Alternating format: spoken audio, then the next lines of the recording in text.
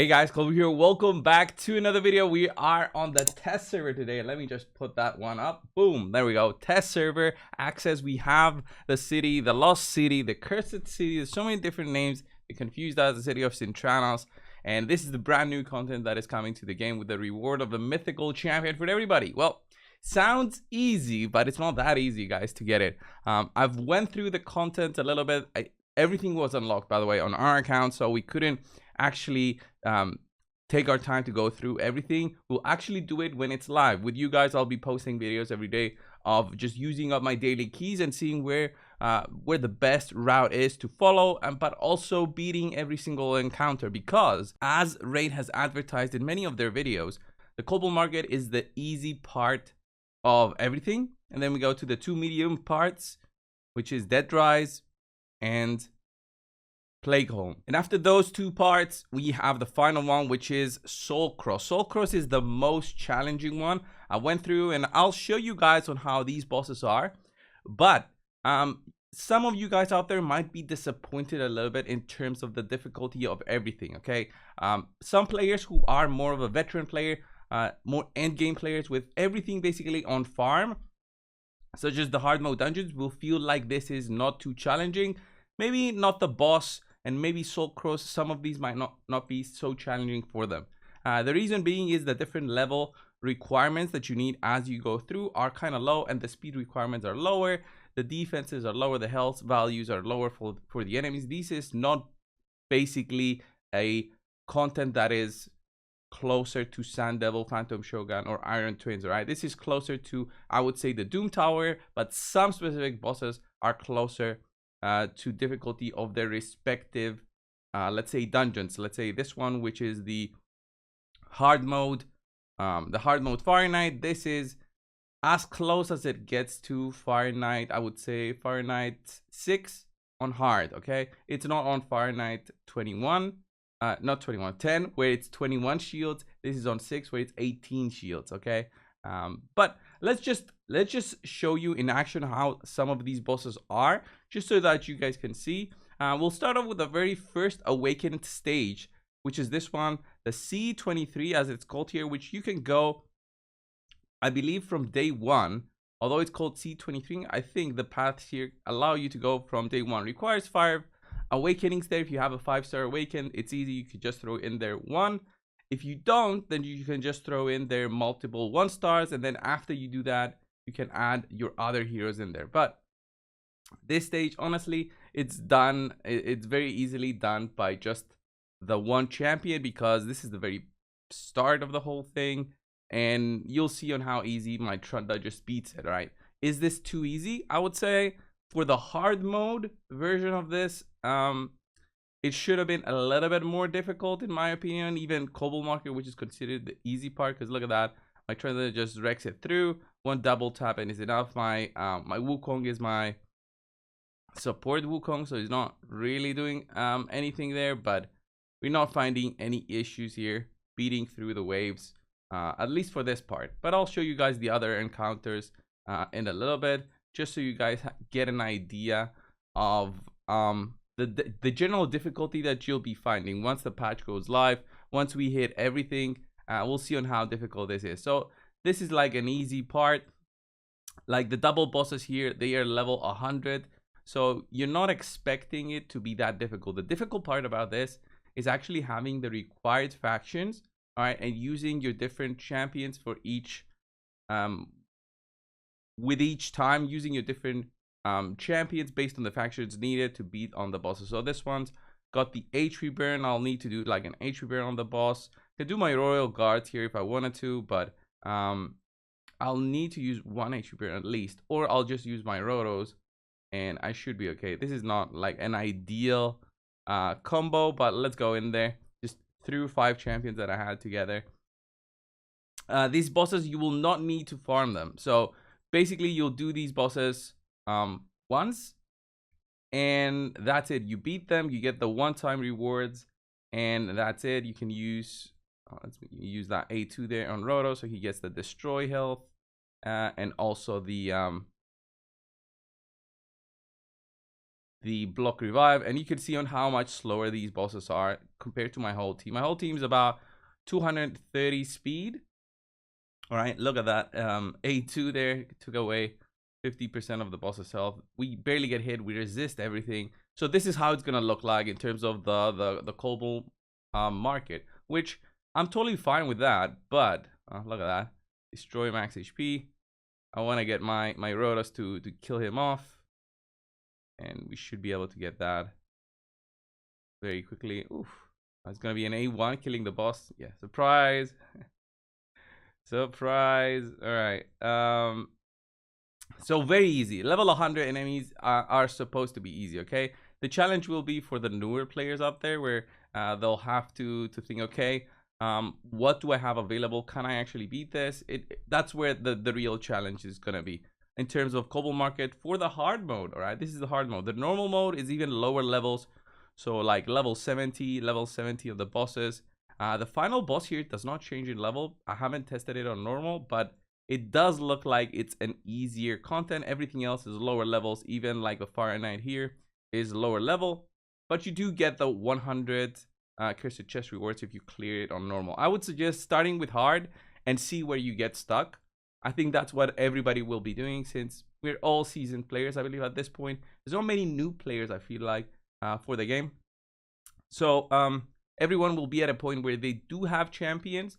They might not be fully skilled up, fully leveled up with their masteries, but they will still be usable, okay? So this is like the Cobalt market. If we go to either Dead Rise or Plague, this is where you'll find the medium challenging content, okay? Medium challenging content means, yeah, it's gonna be rough, but it's not gonna be that rough. So an example of this one, I would say the most challenging one would probably be Dark Fae, Astronix. Okay, Dark Fae will be challenging because you will not have your normal team available, so you'll have to use something else. I would highly suggest using the strategies that we know so far that work. Let's say for Astronix, you need to kill your team first, and then you'll need to have something tanky to help you along. So with Astronix at level 200, you'll see that it's not that challenging for us to get to get going, okay? Because the boss will not be hitting that hard. The only problem will be beating our own team at the, you know, the very start here. So boom, I'll defense down on everybody. That looks like it's good enough. And the ally attack didn't work as I wanted, but it's fine. My Ronda should be able to kill my remaining of my team. All right. Ooh, I'm true fears actually here. That's not nice. Gotta kill him. Try to kill him. All right, I kill myself there. That is good. And now basically I can auto it, but it's not gonna be that easy. Again, you'll need to use like a team that can kill your own team first. This is the basic strategy for Dark Fae. If you have perimeter control, it's gonna be better. But right now, I'm just using random champions that I have for the medium content, and it shows on how relatively easy it is. We don't get hit hard, like 7,000 there. That's not a lot. I do expect Pliam, since they have the everything set up already, I do expect them to introduce another difficulty in the future. That might not be in the near future. That might be around the 6-month mark when we also unlock the mythical. The 6-month mark around summer, it's where I expect another difficulty to be added. And with that, they'll add, you know, maybe more requirements, but I think they'll just add higher levels to everything, and then maybe different combinations. Since they'll have the rotations available already, they'll add even more combinations for the, let's say, brutal version or nightmare version, however they want to call it, okay? And so this is the medium difficulty. I would say Astronix is the most challenging one. Stuff like this one, which is the Scarab boss, it's not going to be as challenging because players by now should have accumulated a good amount of the blood shield rings. That's going to help them a lot with this boss.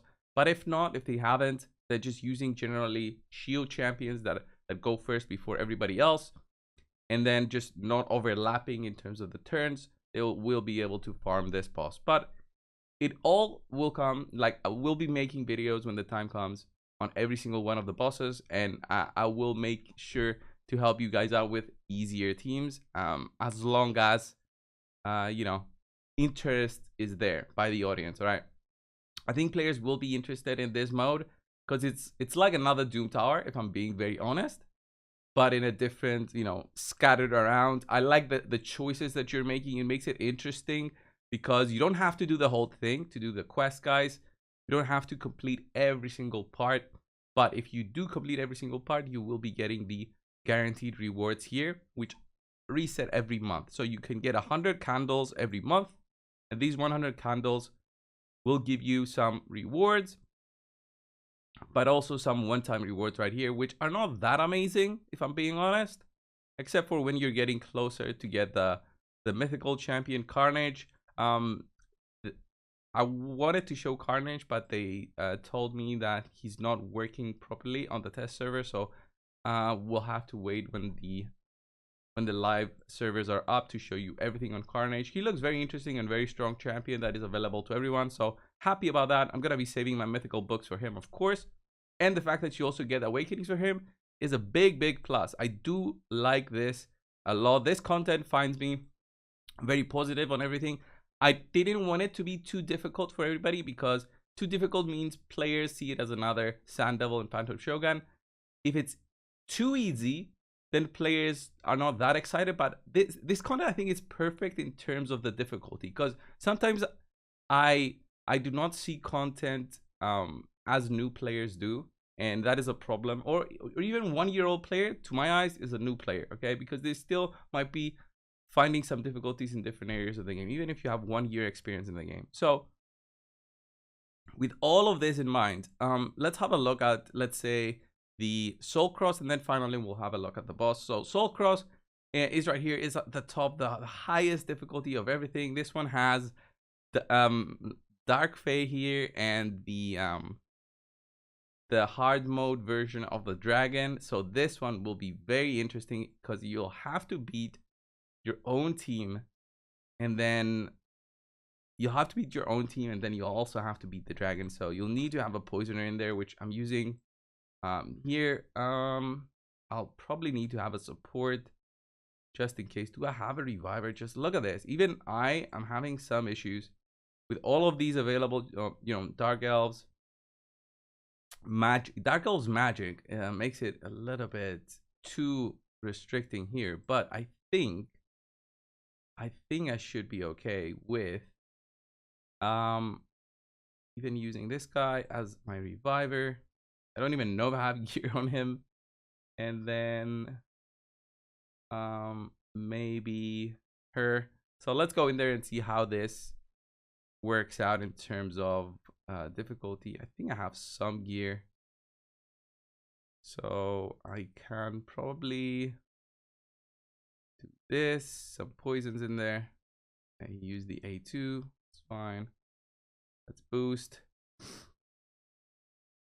I wonder if my Draco can kill something here. Can Draco kill? Oh, so close. The A2 there. Oh, Draco got an extra turn and he wrecked me. All right, yeah. You see the challenge there.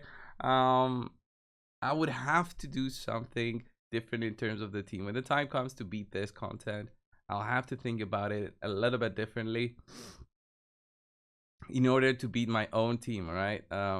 Which makes it interesting, very interesting. So here I'll have to beat Rotos. Oh yeah, I totally forgot that I have to beat Rotos. So that's a double hit that I'll need to do there. Look at all the poisons there. Get the revive going. Yeah, the true fear. Yeah, this is not easy, which is what I like. This is like, this part of the difficulties is what I like, because it's not easy, right? I'll have to think about different teams. I have to use only magic champions. Obviously I have to equip gear, but it already makes me think, okay, I have to re-gear some champions. I do love the whole thing. I hopefully they'll add some like free re-gears for us, but for now I'm totally fine with it, with this being the final difficulty and the most difficult part. Like, I can come back to this and try to beat it, and you don't have to do this part in order to beat the boss, and beating the boss gives you a good amount of candles as well. Like, even if we don't clear the full thing in the first month, which I don't think we'll have an issue with, I think the final boss is the only difficult part. So with that being said, let's go to the final boss. This is the one I found the most challenging with. I didn't have enough time to play around with it. I only had 1 day to play around because I was away, and now I'm back, but I will devote more time into trying to get some strategies going for Amius. So with Amius here, he has a whole list of skills which I will not go through. I'll just go into the fight and I'll explain how this looks. So the strategy that seems to be a good one for this one is to apply a block buffs so that he does not apply. Look at that, I get resisted, so I'm not even sure about his accuracy and stats, because I have an accuracy aura there, and then I have my Lydia with 320, 330 accuracy, so I'm at 400 accuracy. I still get resisted, so I think for the boss you'll need 450 or something, because I do see those resist, and I'm like, come on, like this shouldn't be that high of an accuracy requirement comparing it to everything else you'll find in there. So let's give her an accuracy chess piece just to make things a little bit easier for now. Vizier, I'm not sure why I put him in there. He's another source of block buffs. Block buffs is not that easy to get, especially when you're restricted to like 5 factions, which we are here. And just doing damage on the boss generally feels difficult to do because of all the things that he does. So he has 2 skills that are very annoying at the start. One of them is he reduces the duration of all buffs, all debuffs on himself, and increases the duration of all buffs on himself. That is annoying. Another big thing that's annoying on him is healing. So you gotta find a way to reduce his healing with like a heal reduction debuff. My boy here, Vizier, does have that, but when you apply a decreased attack on him, he does this skill which removes any block buffs, and then he starts applying the reverse of the buffs on himself. And also, if you don't do a block buffs, he'll use this skill right here, the Eclipse, all right, which is very, very, very strong. And if he uses Eclipse, he'll turn it to his second form, which also changes the whole map, by the way. You see the map right here? It's gonna change when he also changes form, which is very nice, very cool. So here I'm gonna try and do the A1, increase the duration of the poisons. That's nice. And he does the Lunar Storm. He gets a little bit of damage dealt on him. Get resisted again, but we do apply the block buffs here. Let's just do the block debuffs on us. Let's try here and apply some bombs. There we go. Even more bombs, maybe 3 bombs. Some more poisons, and here the heal reduction is where it would have been very nice for us. But here, let's try and extend the duration of the poisons. Couldn't do it, and I think I could do this. Increase defense. So nasty. I can't really do anything with the block debuffs on him.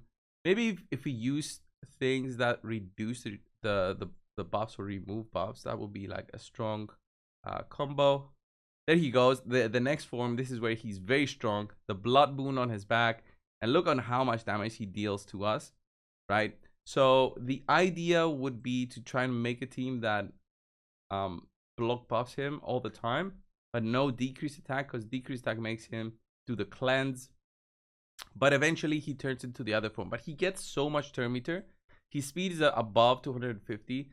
So it is a very strong boss. And the healing that he does makes it so that he is like a rough boss to beat. I think you can also resist his debuffs, the ones that can be resisted. But the problem is still there. With him just doing a lot of damage. Look at that Eclipse again. Let's do defense down weaken. Not that that's gonna do damage, but let's do A1 here. Bombs. Try and extend the duration of some poisons on him. Look at all the debuffs on us. He does a lot of damage with those hits he does. Should have done the A2 there.